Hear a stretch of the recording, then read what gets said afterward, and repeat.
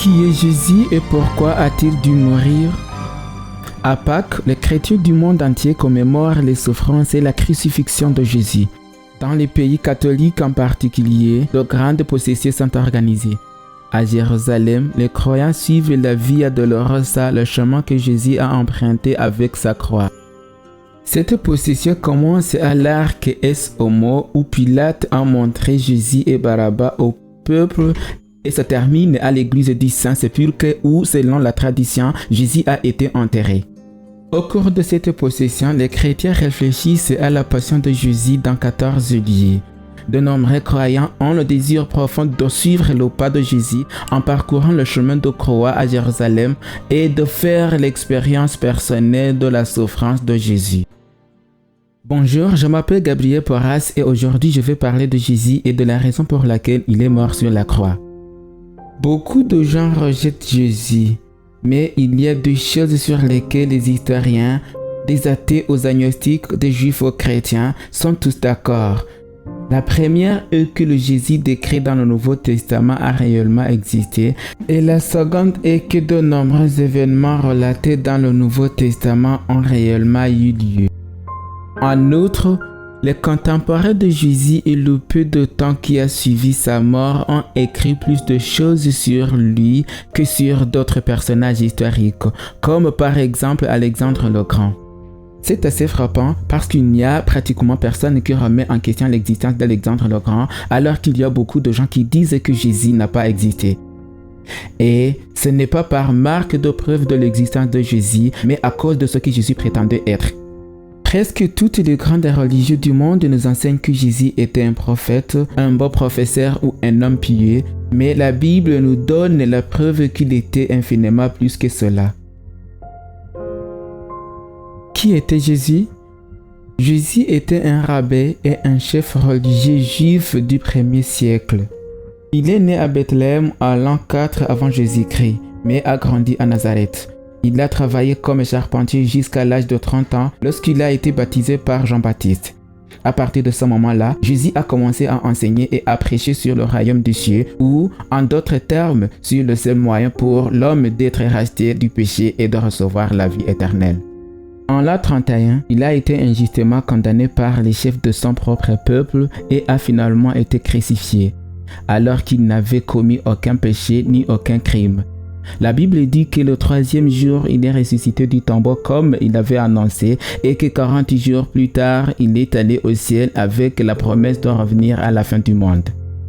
Mais ce n'est pas tout. Jésus existait avant de naître à Bethléem. La Bible dit que Jésus est Dieu et que, dans le cadre du plan de salut, il est appelé le Fils de Dieu en raison de son incarnation, de sa résurrection d'entre les morts et de l'œuvre d'intercession qu'il accomplit pour nous dans les cieux. Colossiens 1, 16 et 17, il dit que Jésus est le créateur de tout ce qui existe. Mais alors, pourquoi Jésus est-il devenu un homme? Tout a commencé. Adam et Ève, le premier couple sur la terre, ont dû mourir à cause de leur désobéissance à Dieu. La loi brisée de Dieu exigeait la vie du pécheur. Dans tout l'univers, il n'y avait qu'un seul être capable, au nom de l'homme, de satisfaire à ses exigences. La loi divine étant aussi sacrée que Dieu lui-même, seul un égal de Dieu pouvait expier sa transgression. Jésus ne pouvait pas venir entièrement en tant que Dieu parce qu'il est impossible pour Dieu de mourir. Par conséquent, le Fils de Dieu a dû se faire l'homme pour obéir à la loi de Dieu qui avait été transgressée. Il a ainsi montré au monde et à l'univers que la loi de Dieu pouvait être respectée. En devenant un homme, Jésus pouvait mieux atteindre l'humanité et, en tant qu'humanité, il pouvait surmonter les faiblesses et les péchés qui nous tentent chaque jour. Son but était de montrer à l'humanité le chemin de la vérité qui mène au salut et de nous donner la force de vaincre. En s'unissant à l'homme, Jésus a relié l'humanité à Dieu et est donc devenu le seul pont pour le salut. En envoyant Jésus dans le monde, Dieu, dans sa providence, a montré l'équilibre parfait entre la justice et l'amour. Pourquoi Jésus devrait-il mourir? En tombant dans le péché, Adam et Ève ont transgressé la loi de Dieu, qui est une représentation de son caractère saint. Parce que Dieu est à la fois juste et aimant, il s'est trouvé confronté à un dilemme après la chute. Il pouvait laisser en vie les hommes qui avaient péché, mais ce faisant, il reniait sa justice. En raison de son amour pour l'homme, Dieu ne voulait pas non plus le punir par la mort éternelle. L'amour et la justice de Dieu semblent désormais diamétralement opposés. Le nom et le caractère de Dieu étaient en jeu.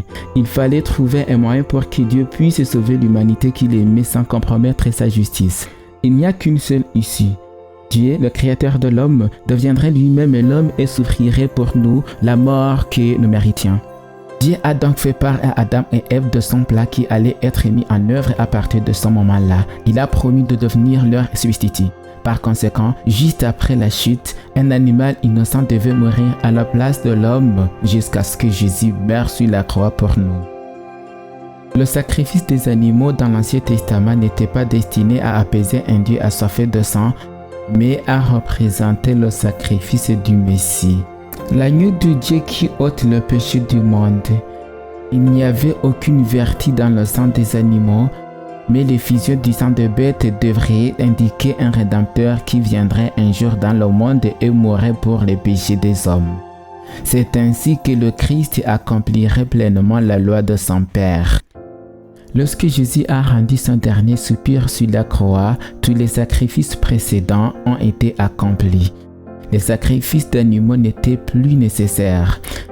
La mort du seul homme irréprochable et sans tache qui est mort à la place de l'humanité, brisant ainsi les chaînes du péché, allait abolir le besoin de tout autre sacrifice. Le sacrifice parfait de Jésus a payé intégralement la dette de l'homme. Il était la rançon finale pour notre salut. Par sa mort, l'humanité est symboliquement morte en Jésus car il s'est uni à nous de manière inséparable. Grâce à son sacrifice, l'humanité a pu bénéficier de la grâce et de la justice. À partir de ce moment crucial, l'humanité a obtenu la possibilité de se repentir, de mieux comprendre Jésus et ses enseignements et d'être transformé par le Saint-Esprit. L'agneau de Dieu est mort pour vous et moi sur la croix. Par sa mort, il a payé la rançon nécessaire pour que le juge de l'univers accorde sa miséricorde aux pécheurs coupables. Aujourd'hui, 2000 ans plus tard, son sacrifice a toujours de la puissance et son sang nous purifie toujours de tout péché à condition que nous l'acceptions. Si nous réfléchissons à cet acte héroïque sur la croix avec un cœur ouvert, l'Esprit Saint nous touchera et nous fera prendre conscience de notre état de pécheur. Il nous fera comprendre que nous avons besoin de Jésus. 1 Jean 9, verset 9 dit « Si nous confessons nos péchés, il est fidèle et juste pour nous les pardonner et pour nous purifier de toute iniquité. » Chers amis, ouvrez votre cœur à Jésus et acceptez-le dans votre cœur comme votre sauveur personnel. Confesse tes péchés avec repentance devant lui. Laisse ta vie être guidée par son esprit et tu recevras la vie éternelle. J'espère que cette vidéo t'a donné matière à réflexion. Si vous avez des questions sur ce sujet ou sur d'autres questions bibliques, n'hésitez pas à nous contacter.